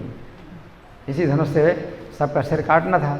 सब देवताओं ने जब प्रसन्न किया उनको तो प्रसन्न हो गए, ये धनुष भी दे दिया, तुम लोग ये धनुष भी ले लो। तो महादेव जी अपना धनुष देवताओं को दे दिया। तो वही ये महादेव का धनुष है जो मेरे पूर्वज महाराज देवरात के पास धरोहर के रूप में रखा गया था। तो देवरात जो है राजा निमि के वंश में देवरात राजा हुए हैं और उनके भी कई पीढ़ियों के बाद ये राजा जनक, इनका नाम है क्षीरध्वज। जितने भी राजा हैं सब जनक कहलाते हैं, लेकिन ये क्षीरध्वज नाम के जनक हैं। और देवरात नाम के जो जनक थे वो निमि के वंश में 9वें क्रम में हैं और ये जो क्षीरध्वज नाम के जनक हैं ये 25वें क्रम में हैं। नहीं, सभी जनकादय हैं। जैसे गीता में भगवान कहते हैं जनकादय कर्मणय भी संसिद्धिम आस्थिता जनकादय। तो ये जितने भी जनक राजा हुए हैं, निमि से लेकर के जितने भी राजा हुए हैं ये सभी विदेह कहलाते हैं, देह से ऊपर उठे हुए हैं, सभी जनकादय है ना। तो कोई ज़रूरी नहीं कि सीता जी के पिता ही वो हैं जनक। जितने भी जनक हैं सभी जो है महात्मा हैं। ये वंश जनक वंश कहलाता है, निमि वंश कहलाता है। तो इसमें सभी राजा जो हैं और फिर उसके बाद राजा जनक के ये तो 25वें हैं क्षीरध्वज और फिर उसके बाद शायद 56वें राजा हुए बहुलासु नाम के जनक जो कृष्ण के समय में थे। बहुलासु नाम के जनक थे जिनके यहाँ श्री कृष्ण गए थे और ठहरे थे, उनके महल में ठहरे थे। और उन्हीं के राज्य में जो एक ब्राह्मण थे श्रुतदेव, उनके घर में भी ठहरे थे। तो श्री कृष्ण जो है द्वारका से गए थे तो दोनों को अपना मतलब बराबर भक्त मान करके भगवान जो है दोनों के घर में ठहरे थे, एक साथ ठहरे है ना। तो श्रुतदेव ब्राह्मण वो निर्धन थे और ये राजा बहुलासु जनक जो है वो राजा थे। तो दोनों के घर में भगवान जो है ठहरे और उनका आतिथ्य सत्कार ग्रहण किया, भोजन ग्रहण किया। तो ये जो क्षीरध्वज नाम के जनक हैं वो बता रहे हैं देवरात नाम के जो जनक थे तो उनके पास जो है देवताओं ने इस धनुष को धरोहर के रूप में रखा था। एक दिन मैं यज्ञ के लिए भूमि शोधन करते समय खेत में हल चला रहा था। तो जनक जी कहते हैं कि सीता की उत्पत्ति कैसे हुई, सीता जो मेरी कन्या है कैसे उत्पन्न हुई है। तो धनुष तो हमारे पूर्वजों में जो है मतलब चला आ रहा था, ये हमारे पास रखा हुआ था, इसकी पूजा हो रही थी। लेकिन एक दिन में क्षीरध्वज, इनका नाम भी क्षीरध्वज है। क्षीर का मतलब हल, हल को ही क्षीर कहा जाता है ना। तो क्षीरध्वज जिनके रथ में दो ध्वजा है उसमें हल का चिन्ह हो तो क्षीरध्वज उनको कहते हैं। तो क्षीरध्वज नाम के जनक थे। तो हल चला रहे थे। तो यज्ञ में जो है राजा और रानी ही बैल बनते हैं और यज्ञ की भूमि को शोधन करने के लिए राजा रानी ही 2 बैल बन करके और हल को चलाते हैं है ना। तो वो उस भूमि को जब चला रहे थे, हल चला रहे थे, तो सीता कहते हैं उस रेखा को जो हल के चलाने से बनती है मिट्टी में। तो वो रेखा बनती ना मिट्टी में, नीचे की मिट्टी ऊपर आती है ना। तो वो जो है मिट्टी में रेखा बन जाती है, उसको सीता कहते हैं है ना। तो उस सीता से ही ये कन्या प्रकट हुई और सीता से उत्पन्न होने के कारण इसका नाम सीता ही रखा गया। सीता सिर समुत्पन्ना, सिर हल से उत्पन्न हुई तो हल की नोक से उत्पन्न हुई सीता है। सिर, हाँ सिर माने हल होता है या हल की नोक से उत्पन्न हुई ये भी कह सकते हैं। और उस रेखा से उत्पन्न हुई जो सीता रेखा है ना, तो उससे उत्पन्न हुई। तो सीता से उत्पन्न होने के कारण इसका नाम सीता रखा गया। पृथ्वी से प्रकट हुई ये कन्या क्रमशः बढ़कर सयानी हुई। अथ मे कृषथा क्षेत्रम लांगलादुत्थिता ततः क्षेत्रम शोधयता लब्धा नामना सीतेति विश्रुता भूतलादुत्थिता सा तु व्यवर्धते महात्मज ममात्मज। तो इस अयोनिज कन्या के विषय में मैंने निश्चय किया कि इसको मुझे वीर शुल्का बनाना है। वीर शुल्का, मेरी जो कन्या है वीर शुल्का होगी। वीर शुल्का होगी कि मैं वर को पसंद नहीं करूँगा, इस अपने पराक्रम का शुल्क जो देगा उसको अपनी कन्या में दूंगा। तो वीर शुल्क का मतलब अपनी वीरता का शुल्क जो देगा उसको कन्या दूंगा, है ना। जिसी को स्वयंवर कहते हैं। तो स्वयंवर में ये होता है कुछ निश्चित किया जाए, भाई कौन सा पराक्रम कोई करेगा, जैसे कि कन्या का विवाह उसके साथ होगा, है ना। तो जनक जी ने सोच लिया, कहते मैंने सोच लिया कि इस अयोनिजा कन्या को मुझे वीर शुल्का बनाना है। और वो क्या है, कौन सा पराक्रम निश्चित किया, अपने पराक्रम से जो इस धनुष को चढ़ा देगा उसी के साथ मैं इसका विवाह करूँगा। तो धनुष तोड़ने की बात नहीं है कि धनुष तोड़े हैं, है ना। तो शिव जी का धनुष है, वो तो हाँ पवित्र है और पूजा की वस्तु है, तो तोड़ना नहीं था। जो चढ़ा देगा इसमें, यानी इसमें जो रौंदा चढ़ा दे, प्रत्यंचा डोरी चढ़ा दे, तो धनुष को जो है झुका करके डोरी चढ़ाए, है ना। तो उसको जो है मैं अपनी कन्या विवाहित करूँगा। तो भूतल से प्रकट होकर दिनों दिन बढ़ने वाली मेरी पुत्री सीता को कई राजाओं ने यहाँ आकर मांगा, कई राजाओं ने मांगा। वीर शुल्केति मे कन्या स्थापित यमयो निजाम भूतलादुत्थितां तां तो वर्धमानां मातृजां वर्यमासुरागत्य राजानो मुनि पुंगवो। तो बहुत से राजाओं ने मांगा। तो इस समय कोई राजा नहीं आए हैं और ना कोई स्वयंवर चल रहा है। ये तो जो है बता रहे हैं अपनी सभा में, जनक जी बता रहे हैं। परंतु हे महर्षि, कन्या का वर्ण करने वाले उन सभी राजाओं को मैंने बता दिया कि मेरी कन्या वीर शुल्का है, मेरी कन्या वीर शुल्का है। मैं किसी के साथ विवाह नहीं कर सकता जब तक कि वो अपना वीरता ना प्रकट करे, है ना। तो मैंने बता दिया, यही कारण है कि मैंने आज तक किसी को अपनी कन्या नहीं दी। तेषां वरेतां कन्यां सर्वेषां प्रतिवीक्षितां वीरशुल्केति भगवन् न ददामि सुतामहम्। तो हे मुनीश्वर, तब सभी राजा मिलकर मिथिला में आए और पूछने लगे कि राजकुमारी सीता को प्राप्त करने के लिए कौन सा पराक्रम निश्चित किया गया है, बताओ कौन सा पराक्रम, कौन सा पराक्रम निश्चित किया है। धनुष भंग नहीं, धनुष आरोहण, धन्वारोहण। तथा सर्वे नृपतयः समेत्य मुनिपुंगव मिथिलामुप्युपागम्य वीर्यं जिज्ञासवस्तदा। तो मैंने पराक्रम की जिज्ञासा करने वाले उन राजाओं के सामने शिव जी के धनुष दिखाया, परंतु वे लोग इसे उठाने या हिलाने में भी समर्थ ना हो सके। तो रौंदा कैसे चढ़ाएंगे, अगर हिला नहीं सकते तो उठाएं कैसे, उठा नहीं सकते तो प्रत्यंचा कैसे चढ़ाएंगे, तो हिला भी नहीं सकते। तेषां जिज्ञासमानानां शैवं धनुरुपाहृतं शेकुर्ग्रहणे तस्य धनुषस्तोलने पीवा।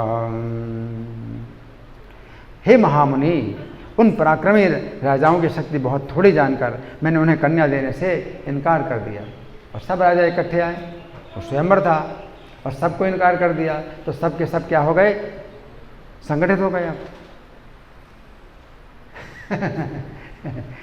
किसी को अगर नहीं मिल रही है तो तुम जो है इस कन्या का विवाह नहीं करोगे, हैं। तो सब लोग जो है अब विद्रोही हो गए, सब लोग एक साथ मिल गए, सब हार गए, और सबका अपमान हुआ।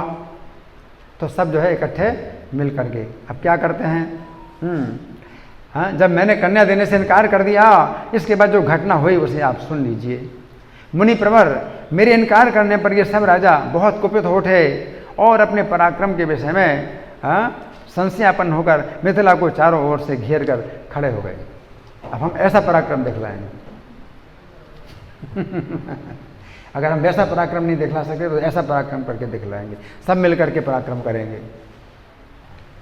तो मिथिला को घेर लिया, सब राजाओं ने अपनी सेनाओं से घेर लिया। ततः परम कोपेन राजानो मुनि पुंगव अरुंधन मिथिलाम सर्वे वीर संदेह मागता। मैंने अपना तिरस्कार माना। अब तो लोग मेरा तिरस्कार कर रहे हैं। मैंने आदरपूर्वक इनको मना किया कि भाई वो अपना अनादर मान रहे हैं। मैंने तो उनको आदरपूर्वक जो है ठहराया, सत्कार किया, आदरपूर्वक मना भी किया, लेकिन अपना अनादर मान करके उन्होंने जो है तिरस्कार माना और अत्यंत रुष्ट होकर मिथिलापुरी को सब ओर से पीड़ा देना प्रारंभ कर दिया। अब मिथिलापुरी को तो जनता को पीड़ा दे रहे हैं, निर्दोष जनता को पीड़ा दे रहे हैं, है ना। तो गुस्सा है तो गुस्से में क्या है, जो कमज़ोर उसी पर गुस्सा दिखाएंगे। तो मिथिलापुरी के जो है निवासियों को पीड़ा देना प्रारंभ कर दिया। आत्मानम अवधूतम में विज्ञान विपुंगवाम रोषेण महताविष्टा पीडियन मिथिलाम पुरी। हे मुनि श्रेष्ठ, पूरे 1 वर्ष तक वे घेरा डाले रहे। 1 साल तक घेरा डाला रहा सब राजाओं। 1 साल तक जो है उन्होंने जो है घेरा डाला। और इस बीच में युद्ध के सारे साधन छीन हो गए तो मुझे बड़ा दुख हुआ। अब कितनी सेना, इनकी कितनी सेना होगी राजा जनक की, उनके सब सेना मिल करके जो है बहुत बड़ी सेना हो गई। तो हमारी सेना, हमारे युद्ध के साधन छीन हो गए तो मुझे बड़ा दुख हुआ कि ये लोग जो है बहुत तंग कर रहे हैं, बहुत परेशान कर रहे हैं। तथा संवत्सरे पूर्णे क्षयं जातानि सर्वशः साधनानि मुनिश्रेष्ठ ततो हम भृश्य दुःखितः। तब मैंने तपस्या के द्वारा समस्त देवताओं को प्रसन्न किया। देवता बहुत प्रसन्न हुए, उन्होंने मुझे चतुरंगिणी सेना प्रदान कर दी। देवताओं ने अपनी सेना दी मुझे। ततो देवगणान् सर्वान् तपसां प्रसादयन् ततुश्च परम प्रीतास् चतुरंग बलम सुरा। तो यहाँ पर देवताओं की पूजा की बात नहीं कही, देवताओं की पूजा की, अलग से देवताओं की पूजा की। तो तपस्या के द्वारा इन्होंने प्रसन्न किए देवताओं के। और तपस्या वही मन वाणी शरीर की तपस्या, तो भगवान को ही प्रसन्न करने की तपस्या थी वो। तो देवता लोगों से जो है इन्होंने सेना प्राप्त कर ली। फिर तो इन सैनिकों की मार खाकर वे सभी पापी राजा जो है मंत्रियों से भागकर विभिन्न दिशाओं में चले गए। पर पता नहीं चला कौन किस दिशा में भागा, सब भाग गए, है ना। फिर क्या हुआ, हे मुनि श्रेष्ठ, यही वो परम प्रकाशमान धनुष है। मैं इसे श्री राम और लक्ष्मण को भी दिखाऊंगा।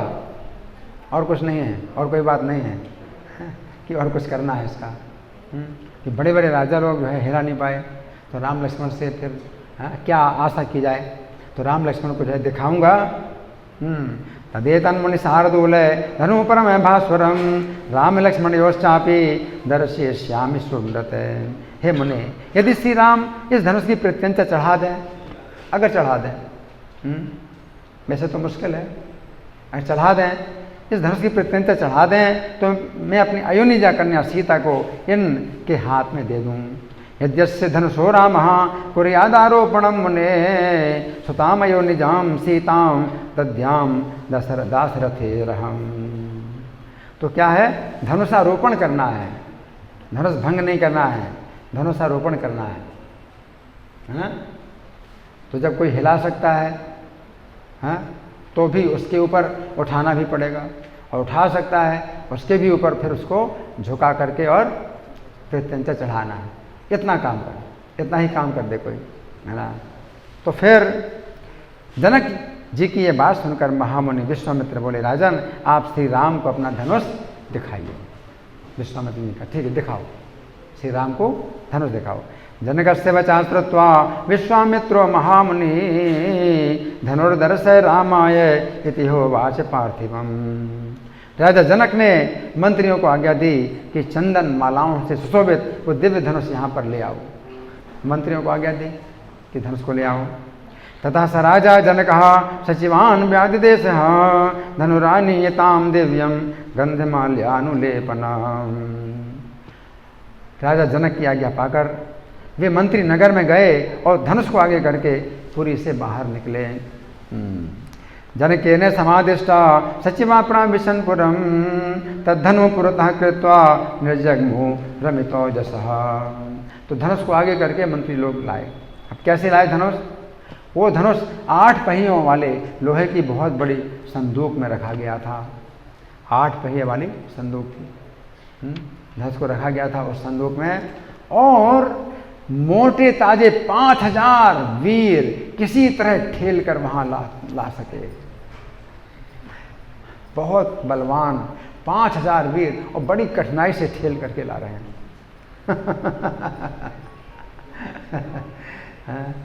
सोच, पहिए हैं, पहिए तो भी जो है ठेल नहीं पा रहे, है ना। तो उसको जो है इस प्रकार से नृणाम शतानि पंचाशन व्यायतानाम महात्मनाम मंजूषामष्ट चक्रहाम ताम समूहस्ते कथंचन।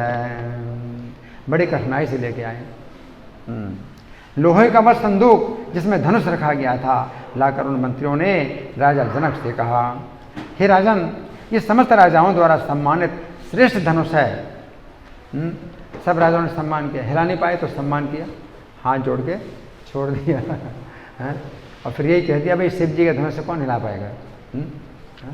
अब तुम जो है सीता का वह नहीं करते हो, तुम्हारा अन्याय है, इसको कौन हिला सकता है? तो फिर उन्होंने जो है घेरा और फिर बहुत जो है तकलीफ दी महाराज जनक को, है ना। तो फिर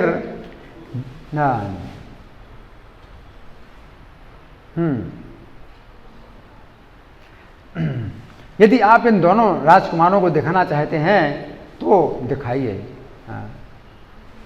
ये जो है मंत्रियों ने कहा, महाराज जनक से मंत्री लोग कह रहे हैं, क्या कह रहे हैं कि यदि आप इन दोनों राजकुमारों को दिखाना चाहते हैं तो दिखाइए।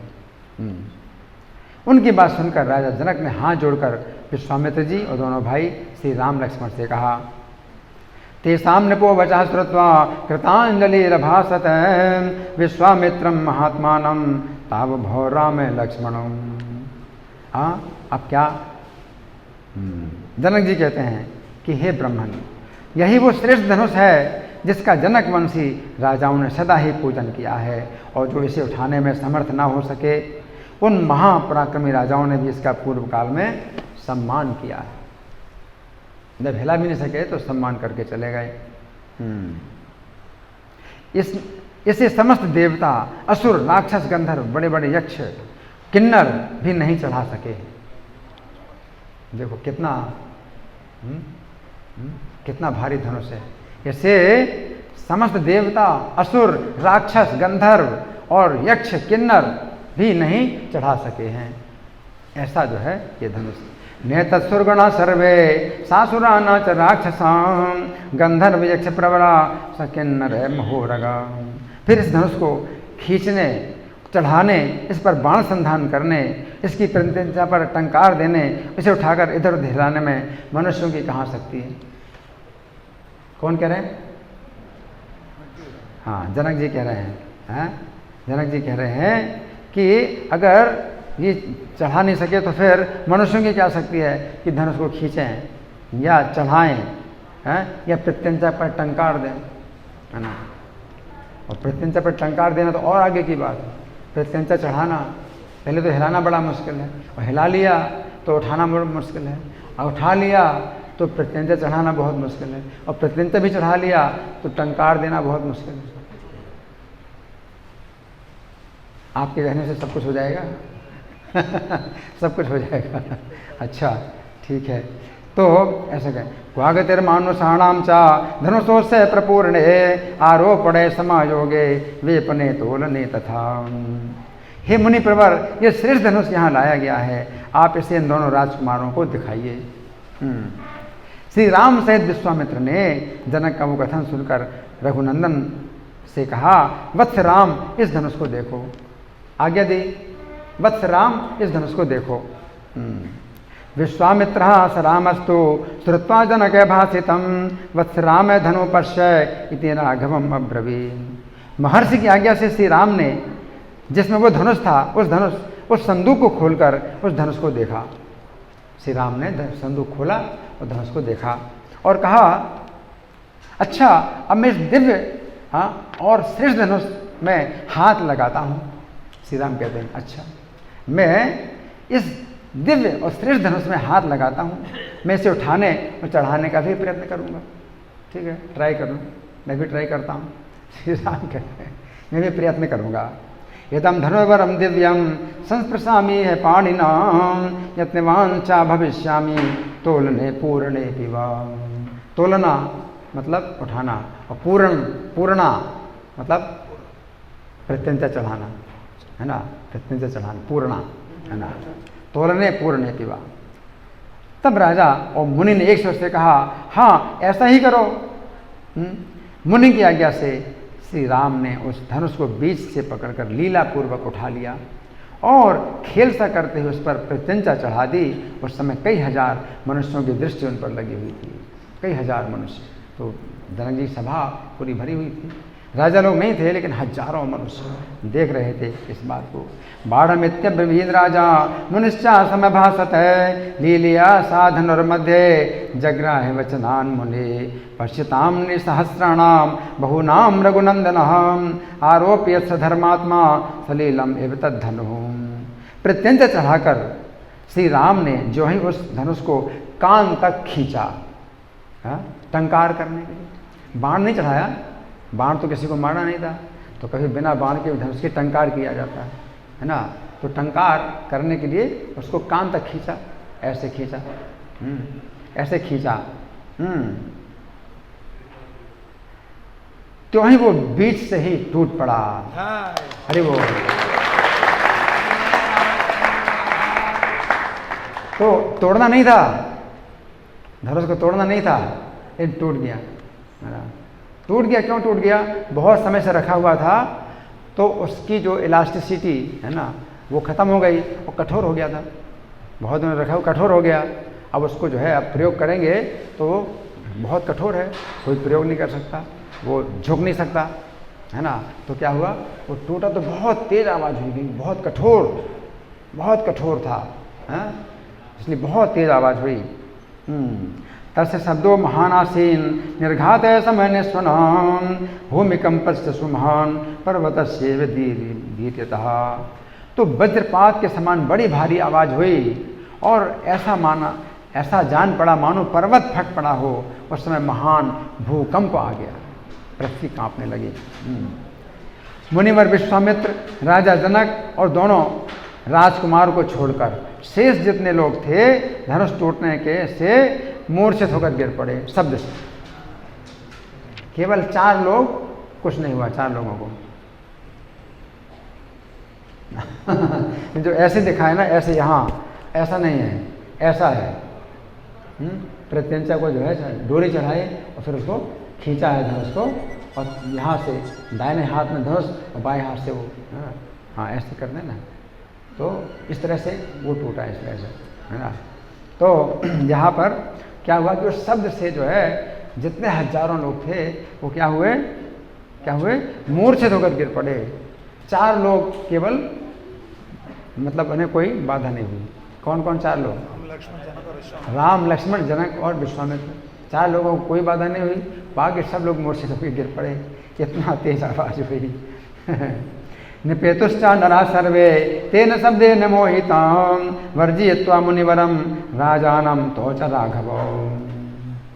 थोड़ी देर में जब सबको चेत हुआ तब निर्भय हुए राजा जनक ने, जो बोलने में कुशल थे, हाथ जोड़कर मुनिवर विश्वामित्र से कहा। राजा जनक ने कहा, प्रत्यास्वस्ते जने तस्मिन् राजा विगत साधुसः उवाच प्राञ्जलिर्वाक्यम वाक्यज्ञो मुनि पुंगवम। तो जनक जी कहते हैं कि हे मुनीश्वर, मैंने श्री राम का पराक्रम अपनी आंखों से देख लिया। महादेव जी के धनुष को चढ़ाना अत्यंत अद्भुत, अचिंत और अतर्कित घटना है। आज तक कोई नहीं कर पाया ये काम, है ना। देवताओं को भी धरोहर के रूप में दिया था, कोई इसका प्रयोग नहीं कर सकता है। महादेव जी धनुष को कोई प्रयोग नहीं कर सकता है, अतर्कित है, तर्क से परे। मेरी पुत्री सीता श्री राम को पति रूप में प्राप्त करके जनक वंश की कीर्ति का विस्तार करेगी। हरि बोल। जनका नाम कुले कीर्तिर् आहरिष्यति मे सुतां सीता भर्तारम् आसाद्य रामम दशरथात्मजम्। तो हे मुनीश्वर, मैंने सीता को वीर्य शुल्क बताकर जो प्रतिज्ञा की थी वो आज सत्य हो गई, सफल हो गई, मेरी प्रतिज्ञा सफल हो गई। हाँ, अब जनक जी की भी कितनी चिंता थी, और प्रतिज्ञा जो है अपनी तोड़ नहीं सकते, सीता का विवाह कैसे होगा ना। और ये भी पता होना चाहिए कि सीता का विवाह 6 वर्ष की आयु में हुआ, क्योंकि दिव्य कन्याएं हैं तो वो कैसी बड़ी होती हैं, जैसे चंद्रमा की कला। चंद्रमा अमावस्या को बिल्कुल थोड़ा या बिल्कुल नहीं जैसा होता है, और 15 दिन में पूर्ण चंद्रमा हो जाता है। तो इस प्रकार से जो दिव्य कन्याएं होती हैं वो जन्म ले के बाद बड़ी जल्दी जो है वो विकसित होती हैं, है ना। तो 6 वर्ष में ही वो विवाह के योग हो गई। तो कन्या के विवाह की अवस्था नहीं होती कि भाई कितने साल में कन्या का विवाह किया जाए। विवाह के योग्य हो जाए तो विवाह करो, और 6 साल में विवाह के योग्य हो गई तो विवाह करना, है ना। तो श्री राम थे 15 वर्ष के और सीता जी थी 6 वर्ष की, है ना। कितना अंतर है? 9 साल का अंतर है। तो 9 साल का भी जो है कुछ विशेष महत्व है। श्री राम ने जन्म लिया तो चैत्र शुक्ल नवमी को, नवमी तो 9 संख्या का, सीताराम की लीला में 9 संख्या का बड़ा महत्व है। और सीता जी ने जन्म लिया वैशाख शुक्ल नवमी, तो भी नवमी, तो नवमी तिथि का, है ना। और आयु में भी 9 साल का अंतर है ना। तो मेरी प्रतिज्ञा सफल हो गई। सीता मेरे लिए प्राणों से बढ़कर है, अपने ये पुत्री में श्री राम को समर्पित करूंगा। मम सत्या प्रतिज्ञा सा वीर शुल्क यदि कौशिक सीता प्राणैर बहुमता देया रामाय में सुता। तो हे ब्राह्मण, आपका कल्याण हो, यदि आपकी आज्ञा हो तो मेरे मंत्री रथ पर सवार होकर बड़ी उतावली के साथ शीघ्र ही अयोध्या को जाएं। अब राम लक्ष्मण को अयोध्या जाना था, तो विश्वामित्र जी ने कहा था कि मैं आपको राम लक्ष्मण सौंप दूंगा, मेरा यज्ञ पूरा हो जाए, यज्ञ की बाधा दूरी हो जाए तो मैं सौंप दूंगा। तो यज्ञ पूरा हो गया, फिर विश्वामित्र के यज्ञ में आए, यज्ञ देखने के लिए आए थे। और यज्ञ देखने के बाद फिर विचार बना कि धनुष को देख लिया जाए। धनुष को देखने के बाद विचार बना कि श्री राम उसको ट्राई करें, प्रयास करें, और फिर वो हो गया। तो अब जो है श्री राम लक्ष्मण अयोध्या नहीं जाएंगे, बल्कि जनक जी आज्ञा मांग रहे हैं कि आपकी आज्ञा हो तो मेरे जो दूत हैं, तो मंत्री हैं, वो रथ पर सवार होकर के अयोध्या को जाएं, और शीघ्र उतावली के साथ जाएं, बहुत जल्दी उतावली के साथ जाएं, और बिना युक्त वचनों के द्वारा महाराज दशरथ को मेरे नगर में दिवा लाएं। और यहाँ का सब समाचार बताकर निवेदन करें कि जिसके लिए पराक्रम का शुल्क नियत किया गया था, उस सीता का विवाह श्री राम के साथ होने जा रहा है। भवतोनुमते ब्रह्मन् शीघ्रं गच्छन्तु मंत्रिणः मम कौशिक भद्रं ते अयोध्यां त्वरिता रथे राजानं प्रसृतेर्वाक्यैर् आनयन्तु पुरं मम प्रधानं वीरशुल्काय कथयन्तु च सर्वशः। ये लोग महाराज दशरथ से ये भी कह दें कि आपके दोनों पुत्र श्री राम और लक्ष्मण विश्वामित्र जी के द्वारा सुरक्षित हो मिथिला में पहुँच गए। जो समाचार है दशरथ जी को, आपके दोनों पुत्र विश्वामित्र जी के द्वारा सुरक्षित होकर के मिथिला में पहुंच गए हैं। इस प्रकार प्रीति युक्त हुए राजा दशरथ को ये शीघ्रगामी सचिव जल्दी यहाँ बुला लाए हैं। मुनिगुप्तो च काकुत्स्थो कथयन्तु निपाय वै प्रीति युक्तम तु राजानम आनयन्तु सुशीघ्रगाम। विश्वामित्र ने कहा तथास्तु, तथास्तु, है ना। हम लोग अंग्रेजी बोलते हैं ओके, है ना, उसको कहते हैं तथास्तु। विश्वामित्र ने कहा तथास्तु, राजा की बात का समर्थन किया। तब धर्मात्मा राजा जनक ने अपनी आज्ञा का पालन करने वाले मंत्रियों को समझा बुझाकर यहाँ का ठीक ठीक समाचार महाराज दशरथ को बताने, उन्हें मिथिलापुरी में ले आने के लिए भेज दिया। तो लिखा नहीं है, निमंत्रण पत्र नहीं लिखा, उस समय लिखा नहीं ज़्यादा था, बताया ज़्यादा था।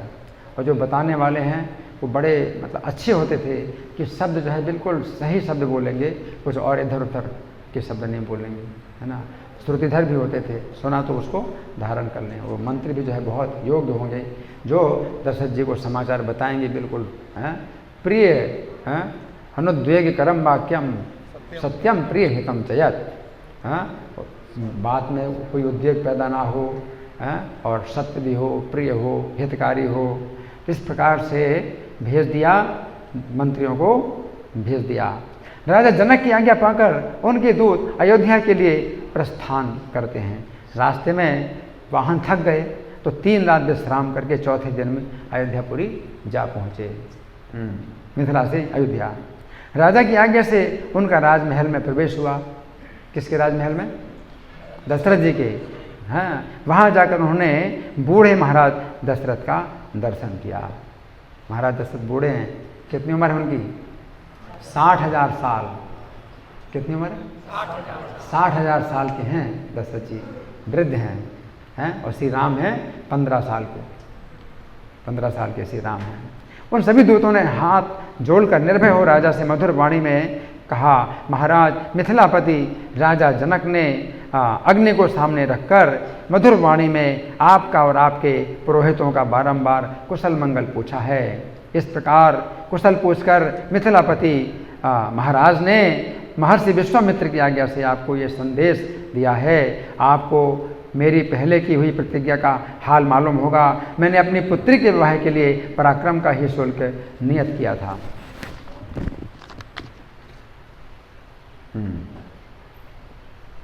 उसे सुनकर कितने ही राजा अमर से भरे हुए आए, किंतु पराक्रमहीन सिद्ध हुए और विमुख होकर घर लौट गए दशरथ जी को समाचार देने। मेरी इस कन्या को विश्वामित्र जी के साथ अकस्मात घूमते फिरते आए हुए आपके पुत्र श्री राम ने अपने पराक्रम से जीत लिया है।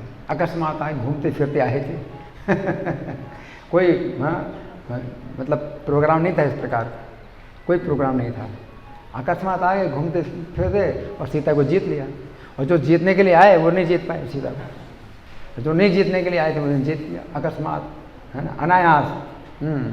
सेयमं सुता राजन विश्वामित्र पुरस्कृत यदीक्षयागत राजन निर्जिता तब पुत्र के।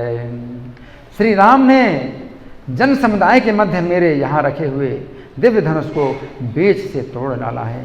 तचरत्नम धनुर्दिव्यम मध्य भग्नम महात्मनाम रामेण ही महाबाहो महत्याम जन संसदी। अतः मैं इन श्री राम को अपनी वीर शुल्का कन्या सीता प्रदान करूंगा। ऐसा करके मैं अपनी प्रतिज्ञा से पार होना चाहता हूँ। आप इसके लिए मुझे आज्ञा देने की कृपा करें। मंत्री बता रहे हैं किसको? दशरथ जी को, जनक जी का संदेश कि मैं जो है आपकी आज्ञा, आप आज्ञा देने की कृपा करें। अस्मै देया मया सीता वीर शुल्का महात्मने प्रतिज्ञाम तर्तुम इच्छामि तदनु ज्ञातुम अर्हसि। महाराज आप अपने गुरु और पुरोहित के साथ यहाँ शीघ्र पधारें, अपने दोनों पुत्र श्री राम और लक्ष्मण को देखें। यहाँ पधार कर आप मेरी प्रतिज्ञा पूरी करें। यहाँ आने से आपको अपने दोनों पुत्रों के विवाह के आनंद की प्राप्ति होगी। प्रतिज्ञा मम राजेंद्र निवर्तयितुम अर्हसि पुत्र्योरुभयोरेव प्रीतिम त्वम उपलप्स्यसि। इस तरह विदेहराज ने आपके पास ये मधुर संदेश भेजा है। इसके लिए उन्हें विश्वामित्र जी की आज्ञा और शतानंद जी की भी सम्मति प्राप्त हुई है। शतानंद कौन है? इनके जनक जी के पुरोहित हैं शतानंद जी, है ना, उनकी भी अनुमति प्राप्त हुई है। संदेश वाहक मंत्रियों का ये वचन सुनकर राजा दशरथ बड़े प्रसन्न हुए। उन्होंने महर्षि वशिष्ठ, वामदेव और अन्य मंत्रियों से कहा, विश्वामित्र जी से सुरक्षित हो कौशल्या पुत्र श्री राम अपने छोटे भाई लक्ष्मण के साथ विदेह देश में निवास करते हैं।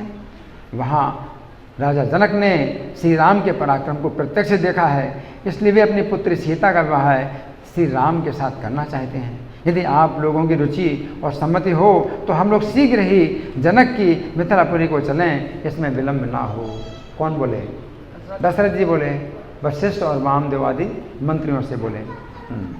ये सुनकर समस्त महर्षियों सहित मंत्रियों ने बहुत अच्छा कहकर एक स्वर से चलने की सम्मति दी। राजा बड़े प्रसन्न हुए और मंत्रियों से बोले, कल सवेरे ही यात्रा कर देनी चाहिए। दशरथ महाराज के सभी मंत्री सद्गुणों से संपन्न थे। राजा ने उनका बड़ा सत्कार किया। अतः बारात चलने की बात सुनकर उन्होंने बड़े आनंद से वो रात्रि व्यतीत की। तब रात्रि व्यतीत होने पर बंधु बांधवों सहित राजा दशरथ हर्ष में भरकर सुमंत्र से इस प्रकार बोले, आज हमारे सभी खजांची बहुत सा धन लेकर नाना प्रकार के रत्नों से संपन्न हो सबसे आगे चलें। धन संपत्ति सबसे आगे, सुरक्षा के लिए जितने भी रत्न हैं भंडार है सबसे आगे रहेगा, ये सुरक्षा के लिए। हाँ, और रक्षा के लिए हर तरह की व्यवस्था होनी चाहिए। सारी चतुरंगनी सेना भी यहाँ से शीघ्र ही कूच कर दे। चतुरंगनी सेना का मतलब क्या है? 4 अंग है ना, रथ और हाथी और घुड़सवार और पैदल, चतुरंगनी सेना शीघ्र ही कूच कर दे। अभी मेरी आज्ञा सुनते ही सुंदर सुंदर पालकियाँ और अच्छे अच्छे घोड़े वाहन तैयार होकर चल दें। वशिष्ठ, वामदेव, जाबाली, कश्यप, दीर्घजीवी मार्कंडेय और कात्यायन, ये सभी ब्रह्मर्षि आगे आगे चलें। मेरा रथ भी तैयार करो, देर नहीं होनी चाहिए। राजा जनक के दूत मुझे जल्दी करने के लिए प्रेरित कर रहे हैं, जल्दी जाना है। राजा की इस आज्ञा के अनुसार चतुरंगनी सेना तैयार हो गई और ऋषियों के साथ यात्रा करते हुए महाराज दशरथ के पीछे पीछे चली। 4 दिन का मार्ग तय करके सब लोग विदेह नगर में पहुंच गए। अयोध्या से जनकपुर 4 दिन। ये भी पैदल कोई चले या रथ में चले तो बहुत समय लगेगा, लेकिन बहुत तेजी से चले। उनके आगमन का समाचार सुनकर जनक ने स्वागत सत्कार की तैयारी की। तब आनंद मग्न हुए राजा जनक बूढ़े महाराज दशरथ के पास पहुँचे। उनसे मिलकर उन्हें बड़ा हर्ष हुआ। मिथिला नरेश ने राजा दशरथ से कहा, हे रघुनंदन, आपका स्वागत है। मेरे बड़े भाग्य जो आप यहाँ पधारे। वाच वचनम श्रेष्ठो नरश्रेष्ठम मुदान्वितम स्वागतम ते नरश्रेष्ठ दृष्टिया प्राप्तोसि राघवो। अब 2 मिनट में समाप्त करूँगा, आप लोग बैठिए। 2 मिनट में कथा समाप्त करूँगा। आप यहाँ अपने दोनों पुत्रों की प्रीति प्राप्त करेंगे जो उन्होंने अपने पराक्रम से जीत कर पाई है। महातेजस्वी वशिष्ठ मुनि ने भी हमारे सौभाग्य से यहाँ पदार्पण किया है। ये सभी श्रेष्ठ ब्राह्मणों के साथ वैसी शोभा पा रहे हैं जैसे देवताओं के साथ इंद्र सुशोभित होते हैं। सौभाग्य से मेरी सारी बाधाएं पराजित हो गईं। रघुकुल के महापुरुष और पराक्रम में सबसे श्रेष्ठ होते हैं। इस कुल के साथ संबंध होने के कारण आज मेरे कुल का सम्मान बढ़ गया है। कल सवेरे इन सभी महर्षियों के साथ उपस्थित हो। मेरे यज्ञ की समाप्ति के बाद आप श्री राम के विवाह का शुभ कार्य संपन्न करें। ऋषियों की मंडली में राजा जनक की ये बात सुनकर विद्वानों में श्रेष्ठ महाराज दशरथ ने मिथिला नरेश को इस प्रकार उत्तर दिया। अब दशरथ जी क्या कहते हैं? हे धर्मज्ञ, मैंने पहले से सुन रखा है कि प्रतिग्रह दाता के अधीन होता है, अतः आप जैसा कहेंगे हम वैसा ही करेंगे। दशरथ जी कहते हैं प्रतिग्रही दाता के अधीन रहता है, मतलब जो कन्या देने वाला है तो वो दाता है और प्रतिग्रही हम हैं, तो प्रतिग्रही दाता के अधीन होता है। तो दशरथ जी कहते हैं कि प्रतिग्रही दाता के अधीन होता है, तो आप जैसा कहेंगे हम वैसे ही करेंगे, हम तो आपके अधीन हैं। महाराज दशरथ जो है ऐसा बोले। प्रतिग्रहो दातृवशः श्रुतमे तन्मया पुरा यथा वक्षसि धर्मज्ञ तत्करिष्यामहे वयम्। राजा दशरथ का वो यशोवर्धक वचन सुनकर विदेहराज जनक को बड़ा विस्मय हुआ कि क्या बात बोली। जनक राजा भी बड़े विस्मित हो गए कि क्या बात बोली दशरथ जी ने। तब सभी महर्षि एक दूसरे से मिलकर बहुत प्रसन्न हुए और सब ने बड़े सुख से वो रात बिताई। और श्री राम विश्वामित्र जी को आगे करके लक्ष्मण के साथ पिताजी के पास गए और उनके चरणों का स्पर्श किया। राजा दशरथ ने भी जनक के द्वारा आदर सत्कार पाकर बड़ी प्रसन्नता का अनुभव किया।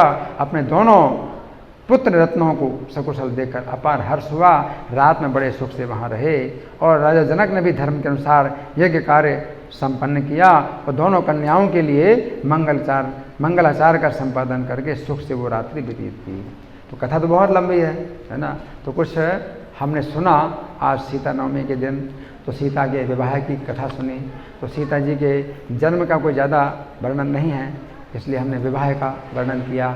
और चूँकि विवाह है, सीता के विवाह का हमारे वैष्णव कल्चर में कोई दिन आता नहीं है, तो सीता के संबंध में कुछ भी जो है सुने तो वो सीता कथा है ना। तो सीता कथा महामहोत्सव की, श्रीमती सीता महारानी आविर्भाव तिथि महामहोत्सव की, श्री मधु पंडित तिरुभाव तिथि महामहोत्सव की, श्रीमती जहनवा देवी आविर्भाव तिथि महामहोत्सव की, श्रीला प्रभुपाद की। हरे कृष्णा। मित्र प्रभु के चारों भाइयों का विवाह हुआ एक दिन में। होगा तो होगा, अभी तो हमने बताइए रात्रि बीती थी। फिर और उनके भाई कुशध्वज हैं, उनकी 2 कन्याएं, उनका विवाह भरत और शत्रुघ्न के साथ होगा। जनक की पुत्री उर्मिला है और सीता जो है इनकी अयोनिजा पुत्री है। तो सीता और उर्मिला का विवाह राम लक्ष्मण के साथ होगा और मांडवी और श्रुतकीर्ति का विवाह भरत और शत्रुघ्न के साथ होगा। शतवज